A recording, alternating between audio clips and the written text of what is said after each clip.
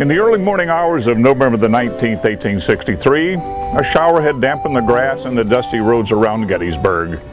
But before 8 o'clock in the morning, the skies would clear and the sun would begin to shine in all of its autumn splendor. The parade would step off about 10 o'clock in the morning. We followed our route from Baltimore Street over to Emmitsburg Road, and from there to the Tandytown Road, and from there to the cemetery. Now there are reports that I rode a white horse, that I rode a black horse, that I rode a chestnut horse, and that I rode a bay horse. I will simply tell you I rode a very spirited horse. Birchfield's band, sponsored by the Philadelphia Union League, opened the program with a grand funeral march. Next, Reverend Stockton gave the invocation, and the Marine Band played the hymn Old Hundred, otherwise known as the doxology, Praise God from whom all blessings flow. Then, Marshal Lamon introduced the President of the United States. Mr. Lincoln rose and stepped to the front of the platform to deliver a few appropriate remarks.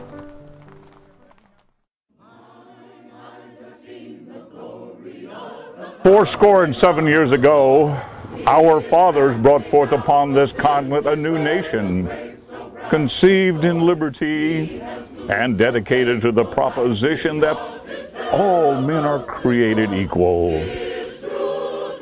Now, we're engaged in a great civil war, testing whether that nation, or any nation so conceived and so dedicated, can long endure. My name is James Wicks, formerly boatswain on the CSS Indian Chief, now first mate on the H.L. Hundley submarine torpedo boat. Captain Dixon picked us all, 7 of us.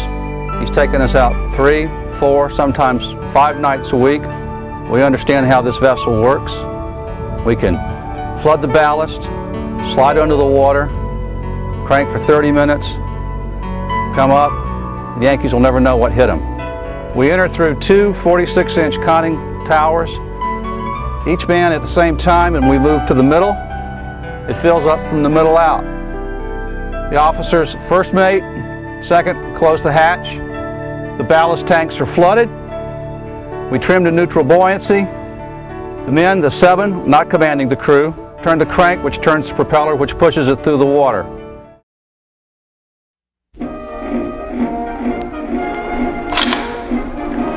It's the morning of November 11th, 1918, and we're getting set to go back into action. But you know, there's been a rumor up and down the line that this may be it, that the war may finally be over, the end of the Great War. Great War? Huh. There's nothing great about it. There have been millions of casualties on both sides of this conflict, constant combat, hand-to-hand fighting, continuous shelling, and damnable gas attacks. It's been horrible. As a matter of fact, even back home, people whose names happen to be things like Schmidt now have to call themselves Smith. And when you go to a restaurant, you can't even get sauerkraut anymore. You have to order victory cabbage. They tell us that we're here to make the world safe for democracy. Well, I sure hope that when we're done with this, that the world is safe for democracy, because the price we're paying to get it seems to be very, very high.